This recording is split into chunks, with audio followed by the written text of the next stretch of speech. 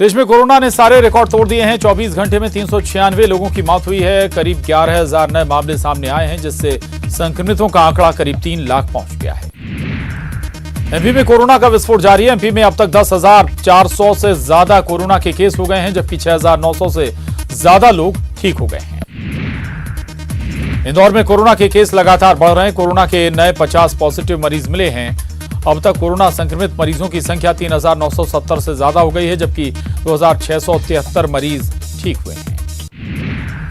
इंदौर के professor doctor Sanjay Jain की corona से मौत हो गई। वे 30 मई को पॉजिटिव आने के बाद से अस्पताल में भर्ती थे।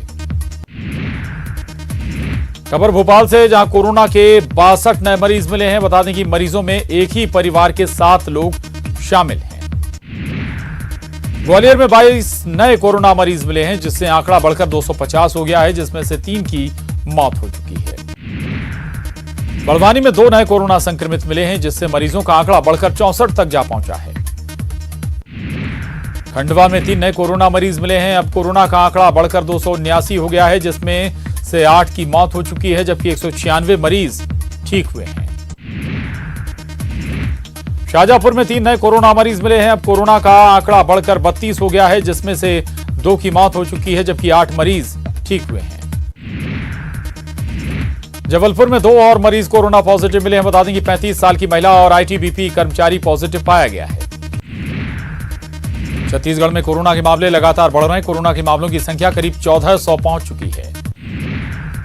पेट्रोल डीजल एक बार फिर महंगा हो गया है। पेट्रोल 57 पैसे प्रति लीटर और डीजल के दामों में भी 59 पैसे प्रति लीटर की बढ़ोतरी हुई है।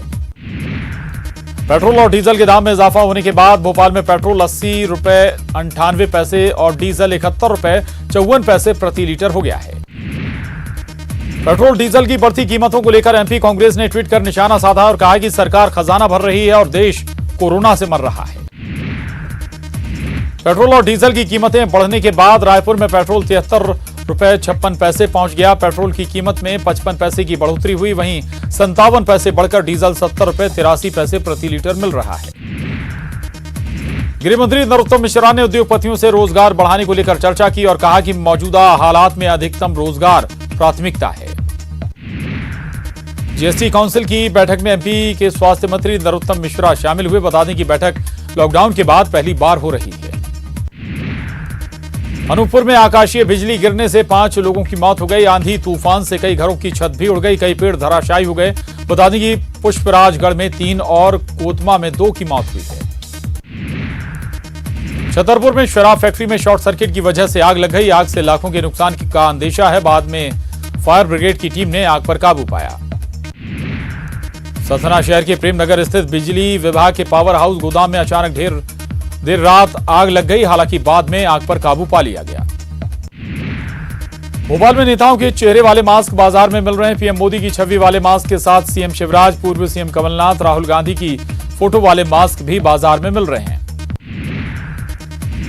राजधानी भोपाल में 10वीं कक्षा के एक छात्र ने कोरोना वॉरियर्स नाम के से एक मोबाइल ऐप बनाया है। ये ऐप लोगों को कोविड-19 के बारे में अपडेट देता है। रीवा के बलभद्र गांव में महाराष्ट्र से आए प्रवासी मजदूरों को पकड़ने आई महाराष्ट्र पुलिस का स्थानीय विधायक प्रदीप पटेल ने विरोध किया। बाद में मजदूरों को छोड़ने के बाद मामला शांत हुआ। इंदौर में हनी ट्रैप मामले में जेल में बंद आरोपियों को छोड़ने के लिए जिला जेल ने कोर्ट को जमानत का प्रस्ताव भेजा है। बता दें कि 2 महिला आरोपियों की जमानत का प्रस्ताव है। वायरल ऑडियो और कांग्रेस छोड़ने पर सिंधिया समर्थक जजपाल जज्जी का बड़ा बयान सामने आया। उन्होंने कहा कि कांग्रेस में दुश्मन जैसा लगता था। उन्होंने कहा कि कोई कारण रहे होंगे, यूं ही कोई बेवफा नहीं होता। पन्ना में ट्रक और बस में जोरदार भिड़ंत हो गई। हादसे में 2 लोगों की मौत हो गई, जबकि 2 लोग जख्मी हो गए।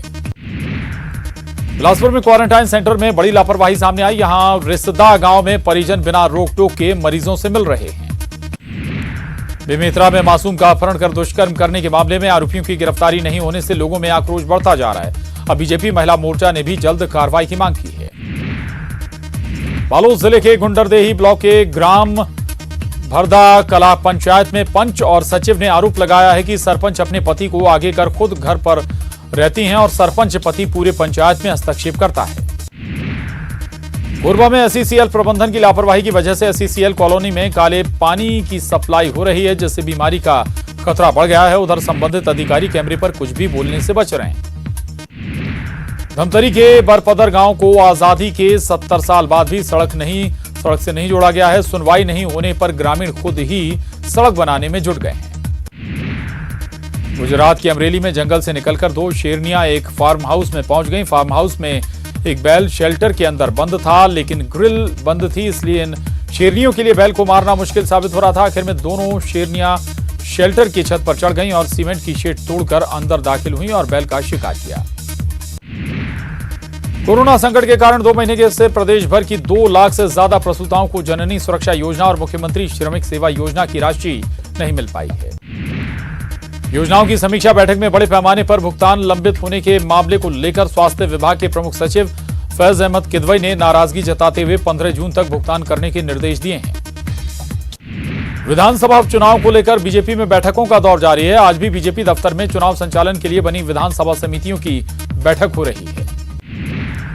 चौधरी राकेश सिंह के ट्वीट पर पीसी शर्मा ने सफाई दी। उन्होंने कहा कि दिग्विजय सिंह ने हमेशा पहले पार्टी की निष्ठा पर जोर दिया, साथ ही कहा कि पार्टी के लिए काम करने वाले को ही टिकट मिलता है। भोपाल में रोशनपुरा चौराहे पर कमलनाथ सरकार गिराने के खिलाफ कांग्रेस नेताओं ने प्रदर्शन किया। इस दौरान सोशल डिस्टेंसिंग पर जोर दिया गया। इंदौर में भी कांग्रेस कार्यकर्ताओं ने विरोध प्रदर्शन किया और कमलनाथ सरकार को गिराने का विरोध दर्ज कराया। उज्जैन में भी कांग्रेस कार्यकर्ताओं ने सीएम के कथित ऑडियो के खिलाफ प्रदर्शन किया। यहां कांग्रेसी कार्यकर्ताओं ने प्रदर्शन के दौरान सोशल डिस्टेंसिंग की धज्जियां उड़ाई।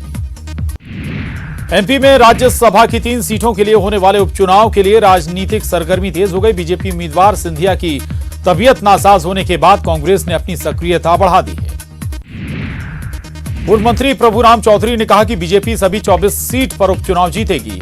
पार्टी नेता गौरीशंकर शेजवार के अनुशासन की सीख वाले बयान पर कहा कि वो वरिष्ठ नेता हैं, जो सुझाव हैं उसका पालन करेंगे।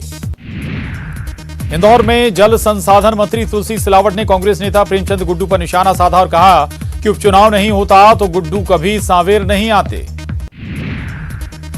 ज्योतिरादित्य सिंधिया की चुनावी मैदान में जल्द वापसी होगी, ये कहना है प्रदेश के जल संसाधन मंत्री तुलसी सिलावट का। उन्होंने कहा कि सिंधिया एक योद्धा हैं, वो जल्द स्वस्थ होकर लौटेंगे। सतना पुलिस ने जाली करेंसी को लेकर शिकायत के बाद 3 लोगों को गिरफ्तार किया है। छतरपुर में चना बेचने आए किसानों के चना नहीं खरीदने से किसान परेशान है। मामला सटई रोड स्थित कृषि उपज मंडी खरीदी केंद्र का है। मुंगेली लोरमी सड़क में बड़े बड़े गड्ढे होने से अक्सर जाम लग जाता है। बता दें कि सड़क की मरम्मत नहीं होने से हालात बिगड़े हैं। बेमेतरा में स्वास्थ्य कर्मियों के पॉजिटिव रिपोर्ट आने के बाद साजा में 30 लोगों का सैंपल लिया गया। रिपोर्ट आने तक साजा मुख्यालय सहित उप स्वास्थ्य केंद्र को 14 दिनों के लिए सील कर दिया गया। बेमेतरा में ग्राम पंचायत सचिव को हटाने की मांग को लेकर लोगों ने NH 130 बिलासपुर रायपुर मार्ग को जाम कर दिया था। अब हंगामा करने वाले ग्रामीणों के खिलाफ नादघाट पुलिस ने मामला दर्ज किया है। बारिश का मौसम शुरू हो गया है। कोरबा के ग्राम पंचायत हरदी बाजार में नालियों की सफाई नहीं होने से परेशानी बढ़ गई है। इलाके की मुख्य सड़क की नालियों से आ रही बदबू से लोग परेशान हैं। मुंगेली एसपी डी श्रवण की पहल से चिरौठी गांव के लोगों ने अपराध छोड़ने का संकल्प लिया है। पुलिस लोगों के रोजगार के लिए भी प्रयास कर रही है। गरियाबंद के केरवाई में जिला प्रशासन ने 43 एकड़ सरकारी जमीन को कब्जे से मुक्त कराया। अधिकारियों के मुताबिक जमीन पर गांव के 42 किसानों का कब्जा था। रतलाम में निगम कर्मचारियों की असंवेदनशीलता देखने को मिली। बता दें कि जलती चिता में कर्मचारियों ने पीपीई किट और ग्लव्स डाल दिए। सतना में तेज रफ्तार ट्रक ने युवक को टक्कर मार दी, जिससे युवक की मौत हो गई। बाद में गुस्साए ग्रामीणों ने ट्रक चालक को जमकर पीटा। अयोध्या में विवादित ढांचा गिराने के मामले में आज लखनऊ सीबीआई कोर्ट में पूर्व मंत्री जयभान सिंह पवैया के बयान दर्ज होंगे। भिंड में रेत के अवैध उत्खनन का काला कारोबार जारी है। नए एसपी और कलेक्टर ने कमान संभाल ली है, फिर भी खनन माफिया बेखौफ होकर खनन कर रहे हैं। वहीं प्रशासन सब कुछ सही होने का दावा कर रहा है। रतलाम में झाड़ फूंक करने वाले बाबाओं पर प्रशासन ने शिकंजा कसना शुरू कर दिया है। ऐसे में 12 बाबाओं को प्रशासन ने क्वारंटाइन किया है। सिवनी के खवासा इलाके में देर रात बाघ ने एक मवेशी को अपना शिकार बनाया। पचधार पुल के पास बाघ ने मवेशी का शिकार किया। रतलाम की जावरा पुलिस ने एक कार से 58 लाख रुपए जब्त किए। कार राजस्थान के निम्बाहेड़ा के व्यापारी सुलभ जैन की है फिलहाल पुलिस जांच में जुटी है। केंद्रीय मानव संसाधन विकास मंत्रालय ने यूनिवर्सिटी और देश के उच्च शिक्षण संस्थानों की NIRF यानी नेशनल इंस्टीट्यूशनल रैंकिंग फ्रेमवर्क जारी की है, जिसमें मैनेजमेंट कैटेगरी में IIM रायपुर टॉप 19 में शामिल है। रायपुर में सीएम भूपेश बघेल का मैराथन मंथन जारी है। सीएम हाउस में सभी मंत्रियों के साथ बैठक कर रहे हैं। कोरोना को लेकर बात, किसान और बारिश पर भी चर्चा हो रही है। और ब्रेक के बाद एक बार फिर रुख 80 खबर 80 जिले का। बेमेतरा में बीते 5 दिनों में 4 स्वास्थ्यकर्मी कोरोना की चपेट में आ चुके हैं। गुरुवार को साजा उप स्वास्थ्य केंद्र के 2 स्वास्थ्यकर्मियों की कोरोना रिपोर्ट भी पॉजिटिव आई है। बेमेतरा में मंत्री रविंद्र चौबे और अनिला भेड़िया के दौरे के दौरान सोशल डिस्टेंसिंग की धज्जियां उड़ी। सर्किट हाउस में विकास कार्यों की समीक्षा बैठक के दौरान बड़ी संख्या में कांग्रेस कार्यकर्ता पहुंच गए। पूर्वा से अच्छी खबर, जिले के कोविड-19 अस्पताल में भर्ती 3 कोरोना मरीज इलाज के बाद पूरी तरह से ठीक हो गए। इन्हें कलेक्टर और CMHO की मौजूदगी में डिस्चार्ज किया गया। कोल ब्लॉक के निजीकरण और कॉमर्शियल माइनिंग के विरोध में कोरबा में श्रमिक संगठन ने काला दिवस मनाया। इस दौरान काला फीता और काला मास्क लगाकर अपना विरोध प्रदर्शन किया गया। कोंडागांव में भी कोरोना ने दस्तक दे दी। उत्तर प्रदेश से लौटा ITBP का जवान कोरोना पॉजिटिव पाया गया। जवान छुट्टी खत्म होने पर ड्यूटी ज्वाइन करने पहुंचा था।